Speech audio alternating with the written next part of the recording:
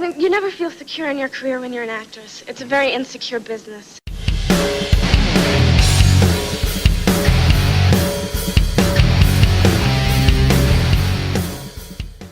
Okay, welcome back. Straight from the den of dicketry, CNN, Alyssa Milano says sex strike tweet was aimed at raising awareness about ridiculous abortion bans. Whew. Let's get into this. Despite the mixed reaction to her call for a sex strike to protest restrictive abortion laws, Alyssa Milano says it has definitely helped raise awareness. My purpose for sending out that tweet was simply, I felt like these bills were being ignored, and sending out that tweet, look at me now. And that's what it's all about. Look at me now.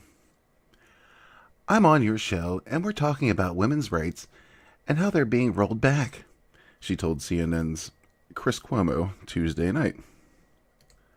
3 days after Georgia's governor signed the controversial heartbeat bill, banning abortions if a fetal heartbeat can be detected. Well, wow. There it is. What a bunch of scumbags. We detected a heartbeat, so we can't kill it. Oh, wow. That's so oppressive. Which can be as early as 6 weeks. The actress went on Twitter to call for a sex strike until we get our bodily autonomy back. Many women were critical of the strike. Many women, see that, were critical of the strike, saying that it assumes sex is enjoyed only by men and that women's bodies are commodities that can be denied to men as punishment. Some people also pointed out that the sex strike ignored LGBTQ people and didn't consider the possibility of sexual violence. Well, now there's a whole can.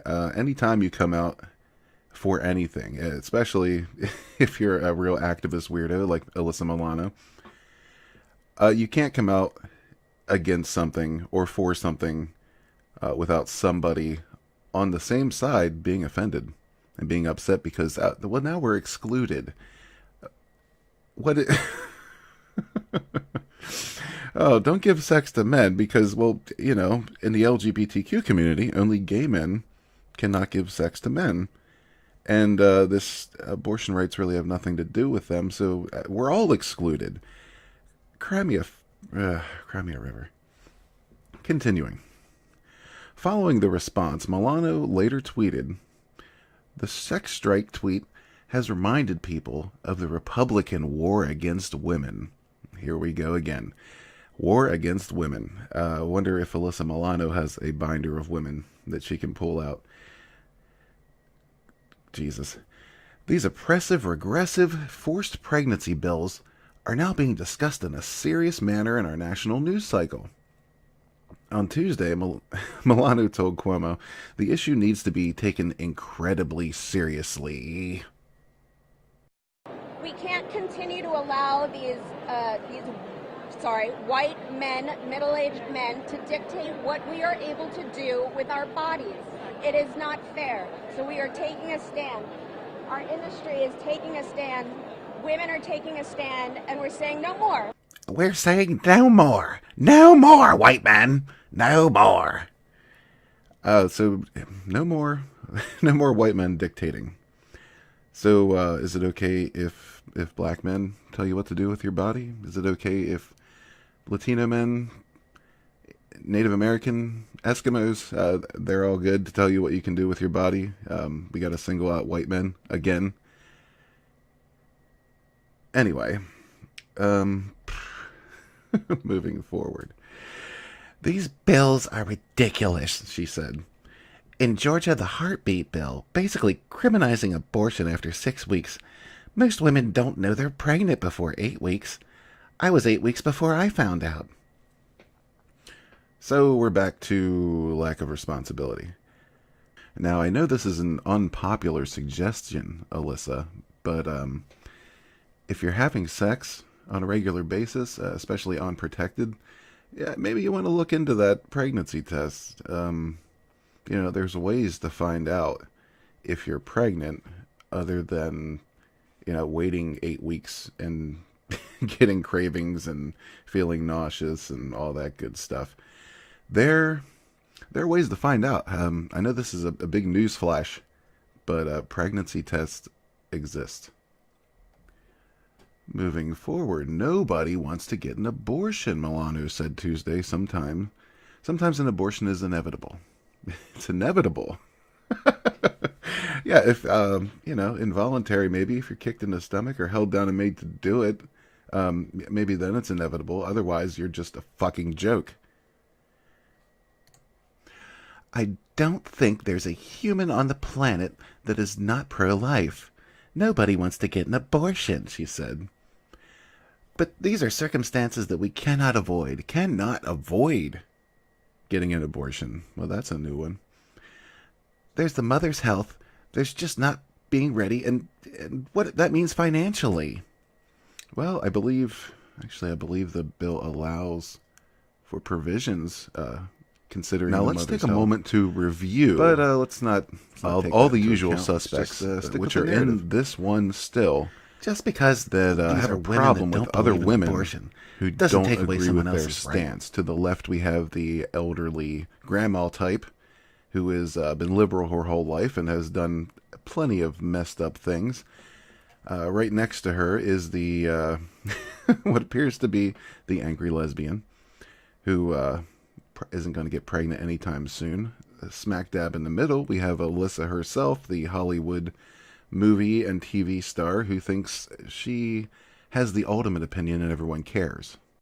To her immediate right is the young liberal college student who has been indoctrinated to believe all of this crap. Following that, we have the overweight angry goth chick who is probably sexually frustrated. And then we have the the stereotypical blue and purple haired weirdo who, again, kind of, unsightly. But yeah, a lot of these chicks probably aren't getting any, whether it's voluntary or not, and they're all angry all the time, and we got to blame the white man.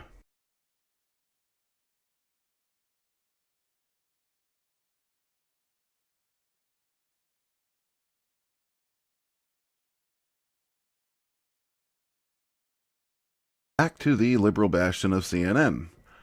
When Cuomo asked whether it is time for women to come together, Milano said, "The key is to communicate, to figure out what the best thing to do is."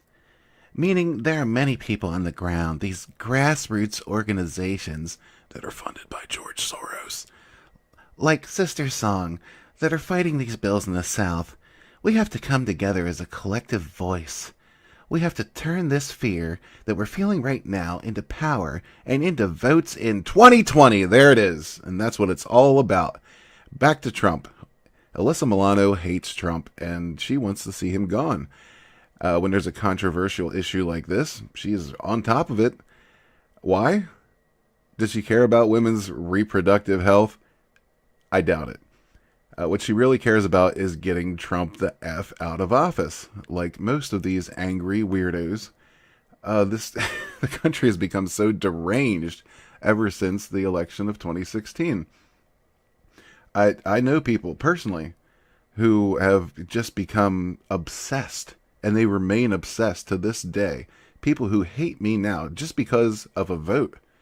And it's divided people. People have lost their effing minds. But let's continue on Roe v. Wade.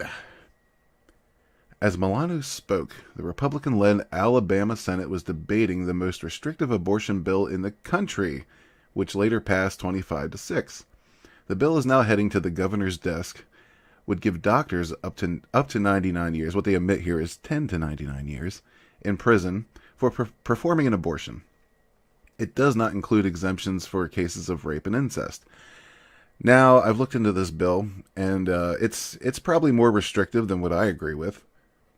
However, here we have CNN's, the mainstream media in general, the classic bait and switch. We're talking about Georgia and their law. But hey, look over here. Alabama just voted on a more controversial law. Look over here. It's getting worse. It's getting worse by the day, Alabama. So take all your sights off Georgia, and now we're going to Alabama. And naturally, Alyssa is on the case. Such bills, Milano said, will affect communities of color more than any others.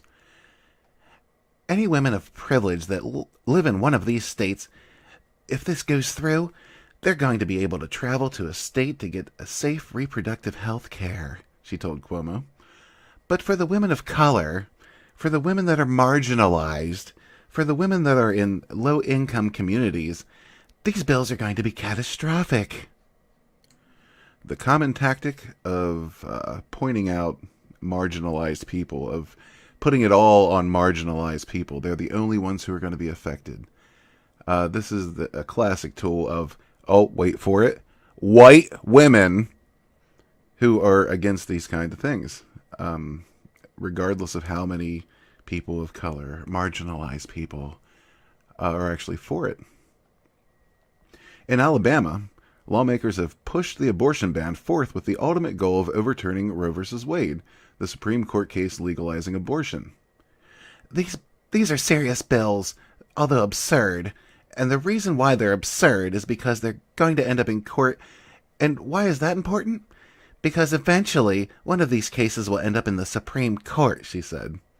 So what it really boils down to is Alyssa's afraid that Roe v. Wade might be overturned.